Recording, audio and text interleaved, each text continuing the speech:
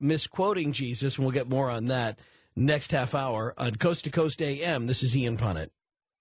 I don't think there's anything wrong with conversations like this, and I hope that when we get to phone calls coming up next hour with Bart Ehrman, I hope that everybody's on their best behavior.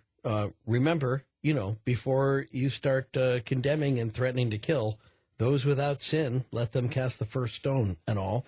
And I think the material is just so interesting, infinitely interesting, that I think this is a great book for anybody, whether they're a person of faith or not. Jesus Interrupted, Revealing the Hidden Contradictions in the Bible and Why We Don't Know About Them. We were just talking about his other book, Misquoting Jesus, and I want to get back to that, and I want to explore more the idea of the geography of why these books were chosen, which books were chosen and why, based on the area in which they were popular and how much that played a part of their eventual inclusion in the Bible as we have it. Coming up next on Coast to Coast AM, this is Ian Punnet. Bart Ehrman, Jesus Interrupted on Coast to Coast. We were just talking about that the inclusion of the story about he who cast the first stone, it's originally written in the margin of perhaps of a text of John. We don't have that early text of John with it written in the margin, correct? No, we don't. None of the early texts that we survive anymore, and so it's really a speculation about how it got into the Gospel of John. All we know is that it wasn't originally part of the Gospel, and then some centuries later it started being included in the Gospel. But we know that it's not in there because we do have earlier versions where it is not mentioned. Yes, that's right. We have earlier manuscripts, all of which omit it, and we know for other reasons too. There were a number of Greek authors, for example. The New Testament is written in Greek, and we have a number of Greek authors who comment on the Gospel of John, who wrote commentaries on the Gospel of John, and for the first 1,000 years of Christianity, there's not a single Greek commentator on the Gospel of John that has this as part of his Bible. And so there are lots of reasons for knowing it wasn't original. What year do we think that story begins to be included then in the Gospel of John, the story of the adulterer that's spared? Well, we do have one early manuscript from the year 400 that has the story. I call it early because it's earlier than manuscripts from the year 1000, but it's not our earliest manuscript, and it's not our best manuscript. It's one of the more it's one of the manuscripts that has the most mistakes in it. But so we have one manuscript from the year 400, but we don't start getting it until a few hundred years after that regularly in biblical manuscripts. And the reason I say that then, in the very earliest then version of the New Testament list, then that version of the Gospel of John that would have been read during that period when the New Testament was being codified once and for all, that story would not have been included in the version of the Gospel according to John as it was originally first put together with the other Gospels. That's an interesting point because that raises the question then, is it part of the canon or not? Right. Because John was included in the canon before the story was found in John.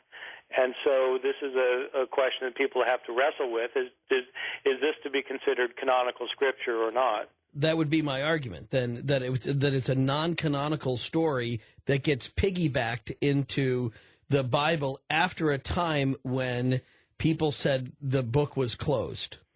That's right, and so that makes it a little unusual, but there are other places. I mean, for example, in the epistle of 1 John is a two-verse passage, which is the only passage in the New Testament that explicitly teaches the doctrine of the Trinity. And this passage is found in English Bibles. It says there are three who are in heaven, the Father, the Word, and the Spirit, and these three are one. So it's a very clear statement of the Trinity, but this in fact was not found in any Greek Bible for over 1,000 years, and so it's another case where an important passage probably is not part of the original canon. No, and probably is added some time further down the line if the past is any indication, probably at a time when there was a controversy within the church, and they attempted to settle it by adding something to the canon, which would give them the advantage of pointing a finger at it and saying, "Aha, it's right here in the Bible." I think that's right, and one has to be careful in evaluating this, because it's not that some pope said to do this, or that some bishop said, change that Bible. What probably happened is some scribe on his own initiative thought, well, this will clarify the point being made here in 1 John, and so he added it as a clarifying point. So it's not that there was some kind of conspiracy for this to happen, but it did happen, and these kinds of changes occur on occasion. They occur, but there are all sorts of changes that happen all over the place in these manuscripts of the New Testament. Most of them simply aren't as significant as these two we're talking about. Well, and yet I would say again, would it have to have been just sort of a renegade scribe, or could it have been a whole community, an entire, say, monastery of Christians who had always been told that this was in the Bible, and in their version it had been written in some other time, and somewhere along the line, because it was supported by an entire community, it ends up at one point in an influential version of a Bible that's then copied and copied and copied after that? Well, I think certainly that whatever scribe added this verse in 1 John, these two verses in 1 John, whoever did that was living in a community where the Trinity was a very important feature of their worship, right. and he thought that this this made sense in this particular place.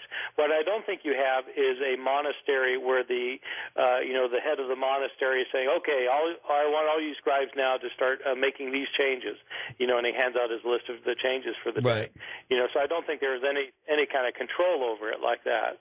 Well, right. It's just been almost an assumption that this should have been there, and hey, let's go ahead and start putting it in there because they were convinced it may have been there to begin with, and that just somehow got left out or whatever. All right. Well, interesting. Well, see, but I think that goes back to the part about the creation of the Bible, where you talk about the different people. Let's say the four main evangelists of the Gospels. Matthew, Mark, Luke, and John. And some people say they represent four different corners of Christendom at the time. That each Christian group had a particular gospel that they were fond of, and they wanted to make sure that it was included in the New Testament canon. And groups that weren't powerful enough to get their version of the gospel included were simply kind of left out. What do you think of that theory? Yeah, so there's something to that. The tradition has it that these different Gospels were written in different large cities that were important in Christianity. So Mark was thought to come from Rome. Matthew from Antioch. This is in modern scholarship. Matthew in Antioch, for example. John in Ephesus, and so they come from different areas, but. And I think it's certainly true that there were church leaders who wanted to push for this, that, or the other gospel. What I don't think is that there was kind of an essay competition that was decided by a panel of judges, and that they were bribed or something to. And so it was really that these four gospels got to be used most widely throughout Orthodox Christianity, by which I mean the form of Christianity that ended up becoming victorious. These were the four preferred Gospels, and the other Gospels were simply seen as teaching false beliefs. No, but I'll certainly take you on that. I just would say that it seems to me that different areas would be less inclined to read all four. That you might, because of the character of them that's different, that at least for centuries, there was an area that just focused on Mark, and John was there, but it wasn't their gospel, but it kept the league together, if you will, right? It's sort of like it kept the Big Ten together, or it kept the Big East together to include these other schools, even though they weren't their schools. Well, I would say that that's true for the New Testament as a whole, that there are some books that were kind of regional favorites, and right. There are others that weren't used very much. The Gospels are a little bit different from the rest of the New Testament in that